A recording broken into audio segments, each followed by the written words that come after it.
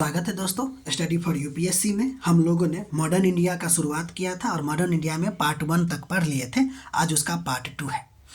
ठीक है, पढ़ते हैं। हम लोग पुर्तगाली के बारे में शुरुआत कर दिए थे और आज हम लोग पढ़ेंगे अल्फांसो डी अल्बुकर्क।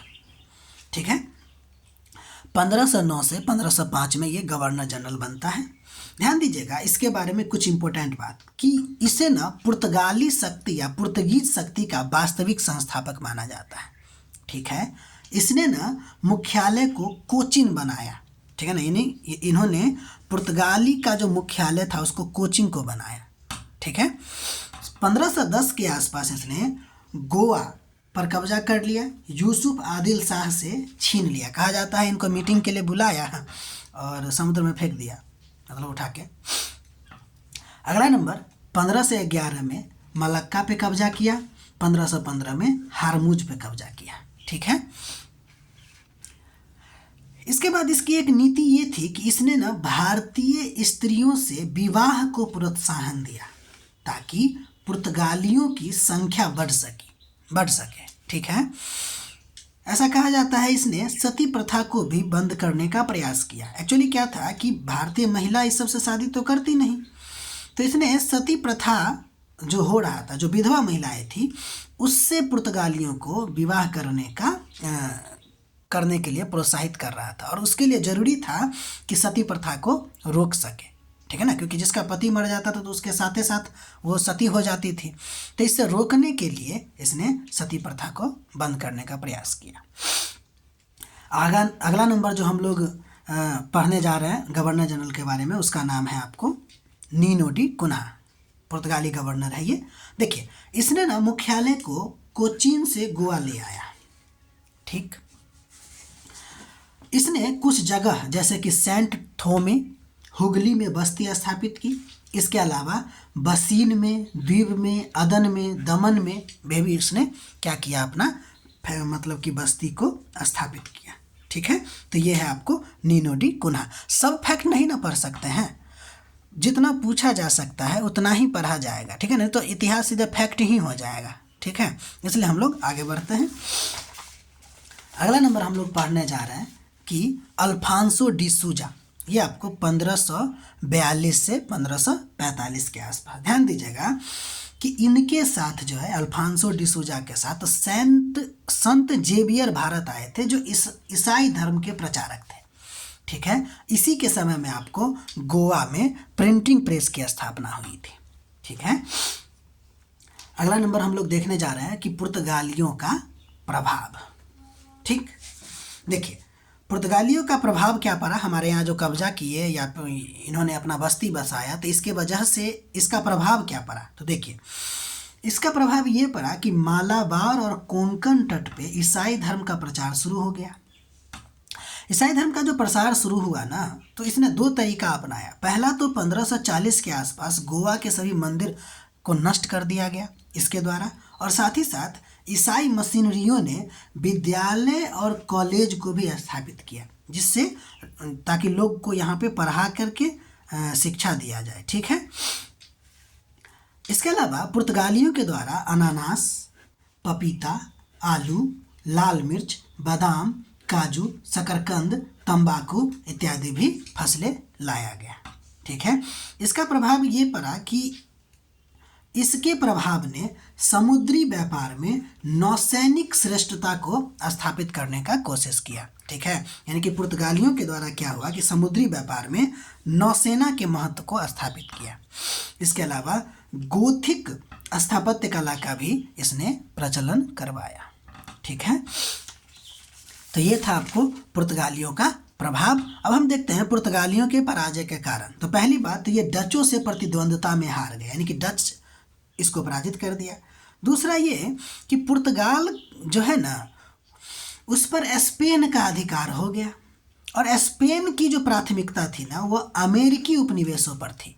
इसलिए भारत से इसका ध्यान जो है वो हट गया। इसलिए पुर्तगाली जो है यहाँ पे पराजित हो गए, या फिर कहें तो यहाँ पे उतना ज़्यादा अपना प्रभाव नहीं डाल पाए। ठीक, अब अगला नंबर हम लोग देखने जा रहे हैं डच कंपनी। देखिए 1595-96 में हाउथमैन के नेतृत्व में पूर्वी देशों के लिए एक मिशन भेजा गया जो कहाँ पहुंचा? सुमात्रा में। तो पहला डच यात्री आपको हो गया हाउटमैन। ठीक, 1602 ईस्वी के आसपास क्या हुआ कि संसद के आदेश से, यानी कि यह एक सरकारी कंपनी हो गई, एक डच ईस्ट इंडिया कंपनी की स्थापना होती है। कब?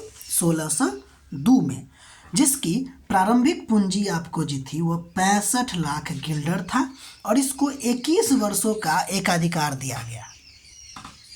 ठीक, अब देखिए डच कंपनी की अगर बात करें तो यह एक प्रकार का ज्वाइंट स्टॉक कंपनी थी, यानी कि संयुक्त उपक्रम कंपनी थी। ये क्या होता है? यानी कि यह सहकारिता पर आधारित कंपनी थी। इसमें होता क्या है कि कंपनी स्थापित करने के लिए ना निवेशक इसमें पूंजी लगाते हैं।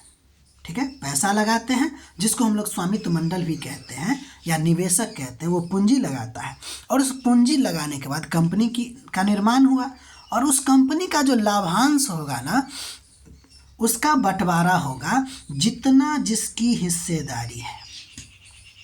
आप जितना पैसा इसमें जमा किए हैं उसके आधार पर उतना परसेंटेज बना के आपको हिस्सेदारी दिया जाएगा। इसी को हम लोग कहते हैं ज्वाइंट स्टॉक कंपनी, जो कि डच कंपनी थी।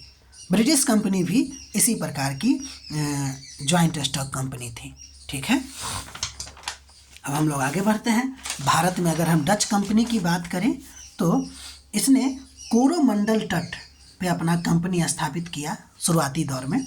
कोरोमंडल को ना दक्षिण पूर्वी एशिया का बायां हाथ कहा जाता है। ये एक फैक्ट है, याद रखिएगा। देखिए डच जो है अपनी पहली फैक्ट्री मसूलीपट्टनम में 1605 में स्थापित किया और उसका नाम था वादेर हेग के द्वारा पहली कंपनी स्थापित होती है। दूसरा कंपनी 1619 में निजामपट्टनम के द्वारा स्थापित किया जाता है, निजामपट्टनम में स्थापित किया जाता है। ठीक है, इसके अलावा 1610 में पुलिकट में भी यह फैक्ट्री स्थापित करती है और ये इसका मुख्यालय बन जाता है। ठीक है, यानी कि डच का जो मुख्यालय था वो कहाँ था? पुलिकट में था और यहीं से आपको पैगोडा जारी किया जाता था। ठीक है, इसके अलावा इसने सूरत में, पिपली में, चिंसूरा में 1653 के आसपास आपको क्या किया कि कंपनी स्थापित किया। पिपली के बारे में ध्यान दीजिएगा कि यह बंगाल में इसकी प्रथम फैक्ट्री थी। अगर आपसे पूछा जाए कि डचों की पहली फैक्ट्री बंगाल में कौन था या कहाँ था, तो पिपली 1627 में। चिंसूरा भी इम्पोर्टेंट है क्योंकि यहाँ पर डच काउंसिल स्थित था, जिसको गुस्ताउल फोर्ट कहा जाता था। ठीक है, अब हम लोग आगे बढ़ते हैं। इसके अलावा जो है डच कंपनी आपको कासिम बाजार, बालासोर, नागपट्टनम, पटना इत्यादि में भी स्थापित हुआ। 1660 के आसपास गोलकुंडा, कोचीन 1663 में स्थापित किया। ठीक है, तो ये सब इसका कंपनी है जो इन्होंने स्थापित किया।